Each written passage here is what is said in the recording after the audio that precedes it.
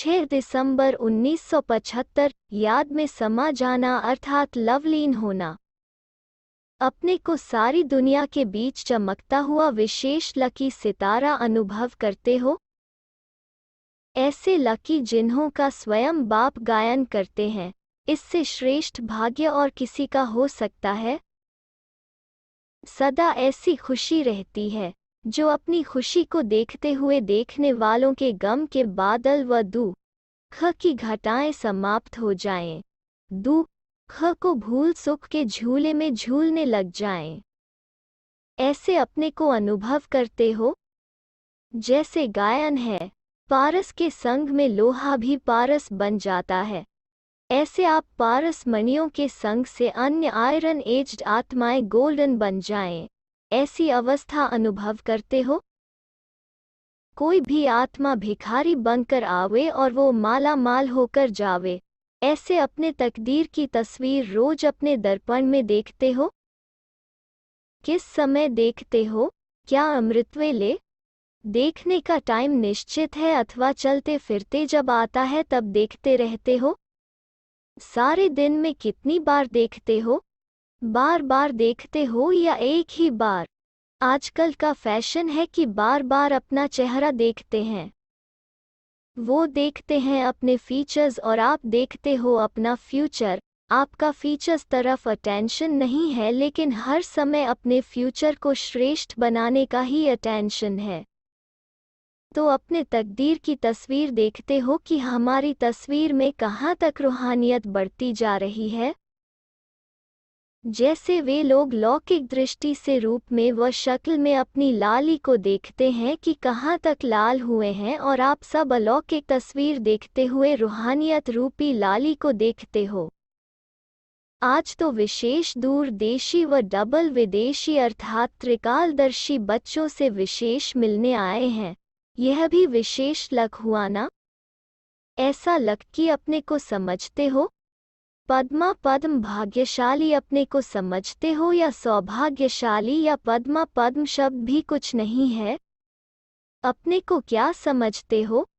कहो पद्म तो हमारे कदमों में समाये हुए हैं, जिनके कदमों में अनेक पद्म भरे हुए हों, वह स्वयं क्या हुआ?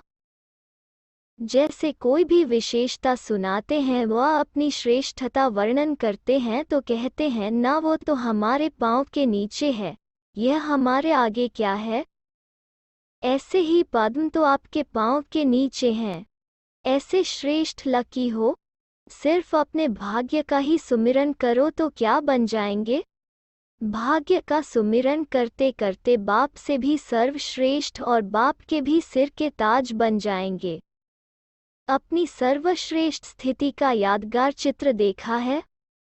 आपके सर्वश्रेष्ठ भाग्य की निशानी का यादगार चित्र कौन सा है कि जिससे सर्व से ऊंचे प्रसिद्ध होते हो?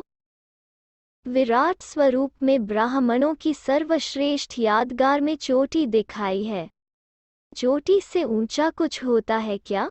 शक्ति सेना भी ऐसे अपने को लकी समझती हो। बाप भी आज विशेष बच्चों का विशेष भाग्य देख हर्षित हो रहे हैं। कैसे कोने कोने से, विदेश के कोनों से भी निकल करके अपने घर में पहुंच गए हैं। बाप भी घर में आए हुए बच्चों को, जो आधा कल्प की आशा लगाए हुए अब यहाँ तक पहुंच गए हैं, तो बच्चों को अपने ठिकाने पर आया देखकर वह सर्व आशाएं पूरी होती हुई देखकर बाप भी हर्षित होते हैं। विदेश ग्रुप की विशेषता क्या है?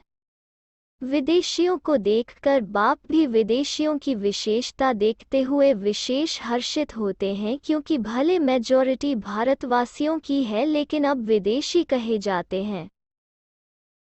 तो मेजॉरिटी में जो पहली क्वालिटी है, आते ही पतंगे मिसल शमा पर जलकर मर जाना, उसमें फिर सोचना नहीं। सुना, अनुभव किया और चल पड़े। तो विदेशियों में यह क्वालिटी भारतवासियों से विशेष है। भारतवासी पहले क्वेश्चन करेंगे, फिर सोचेंगे, फिर बाद में स्वाहा होंगे। विदेश से जो निकली हुई आत्माएं हैं उनकी क्षमा पर पतंगे के समान स्वाहा होने की विशेषता है। समझा? जैसे कोई दूर बैठे बहुत तड़पन में हो और ऐसी तड़पती हुई आत्मा को ठिकाना मिल जाए तो ऐसी तड़पती हुई आत्माएं मेजॉरिटी रूप से ग्रुप में दिखाई देती हैं। समझा? अपनी विशेषता को पतंगा होने के कारण ऑटोमेटिकली उन्हों का पुरुषार्थ याद और सेवा के सिवाय और कुछ रहता नहीं, इसलिए फास्ट जाते हैं। आप लोग कब, क्यों और क्या का क्वेश्चन करते हो? माया के वार से हार खाने वाले हो या सदा विजयी हो? माया को हार खिलाने वाले हो, न कि खाने वाले। तो विदेशियों को बाप की विशेष लिफ्ट भी है जिस लिफ्ट के गिफ्ट के कारण फास्ट जा रहे हैं। इस विशेषता को सदा कायम रखना। क्यों और क्या के क्वेश्चन के बजाय सदा मास्टर त्रिकालदर्शी स्टेज पर स्थित हो हर कार्य व संकल्प को उसी प्रमाण स्वरूप में लाओ। जब त्रिकालदर्शी हो तो फिर क्यों और क्या का क्वेश्चन समाप्त हो जाएगा ना? तो सदा मास्टर त्रिकालदर्शी स्थिति में स्थित रहो। सदा अपने को एक बाप की याद में समाया हुआ बाप समान समझते हुए चलो। जैसे तत्व योगी सदा यही लक्ष्य रखते हैं कि तत्व में समा जाएं व लीन हो जाएं, लेकिन यह अनुभव नहीं करते हैं। इस समय नॉलेज के आधार पर तुम समझते हो कि बाप की याद में समा जाना व लवलीन हो जाना, अपने आप को भूल जाना, इसी को ही वो एक हो जाना कहते हैं। जब लव में लीन हो जाते हो अर्थात लगन में मगन हो जाते हो तो बाप के समान बन जाते हो, इसी को उन्होंने समा जाना कह दिया है। तो ऐसा अनुभव करते हो, आत्मा बाप के लव में अपने को बिल्कुल खोई हुई अनुभव करे। क्या ऐसा अनुभव होता है? जैसे कोई सागर में समा जाए तो उस समय का उसका अनुभव क्या होगा? सिवाय सागर के और कुछ नजर नहीं आएगा। तो बाप अर्थात सर्वगुणों के सागर में समा जाना, इसको कहा जाता है लवलीन हो जाना, अर्थात बाप के स्नेह में समा जाना। बाप में नहीं समाना है, लेकिन बाप की याद में समा जाना है। ऐसा अनुभव होता है ना? विदेश पार्टी को देख बाप दादा उन्हों के भविष्य को देख रहे हैं। विदेश पार्टी का भविष्य क्या है? सतयुग का नहीं। सतयुग का भविष्य तो राजा रानी है, लेकिन संगम का भविष्य क्या है? बाप को प्रत्यक्ष करने का, लेकिन वो कब करेंगे? उनकी डेट क्या है? जब तक डेट फिक्स नहीं करेंगे तब तक पावरफुल प्लान नहीं बनेगा। विदेशियों द्वारा ही भारत के कुंभकर्ण जगने हैं। अगर आप लोग भी सोचेंगे कि कर लेंगे तो वो भी कहेंगे हाँ जाग जाएंगे। इसलिए जगाने वालों को फुल फोर्स से अपना पावरफुल प्लान बनाना पड़े। इस वर्ष यह करना ही है, तब वो भी सोचेंगे कि इस वर्ष के अंदर जगना ही है। अभी जगाने वालों का भी समय निश्चित नहीं है, इसलिए जागने वालों के पास भी समय निश्चित नहीं है। जैसे जगाने वाले सोचते हैं करना तो है, ऐसे वो भी सोचते हैं जागना तो है, अंत में जाग जाएंगे। इसलिए विदेशियों का भविष्य क्या रहा? भारत के नामी ग्रामियों को जगाना है। यह है विदेशियों का भविष्य। साधारण कुंभकर्ण नहीं, लेकिन नामी ग्रामी कुंभकर्णों को जगाना है। जिस एक के जागने से अनेक जग जाएं उसको कहते हैं नामी ग्रामी। धरनी अथवा स्टेज तो तैयार होती जा रही है। अब सिर्फ पाटधारियों को पाट बजाना है, लेकिन पाट भी हीरो पाट, साधारण पाट से नहीं होगा। हीरो पाट बजाने से कुंभकर्ण भी जाग कर हेयर हेयर सुना सुना करेंगे।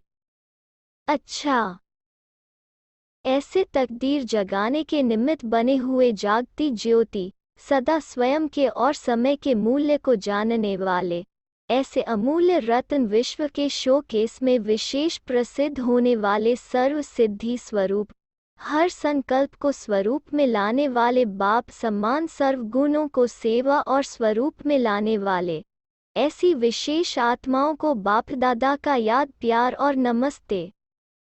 ग्रुप से मुलाकात समय की समीपता की निशानी है कि हर कदम में सदा सफलता समाई हो। सफलता होगी अथवा नहीं यह स्वप्न में भी संकल्प नहीं आएगा। हर कार्य करने के पीछे निश्चित रूप से सफलता दिखाई देगी।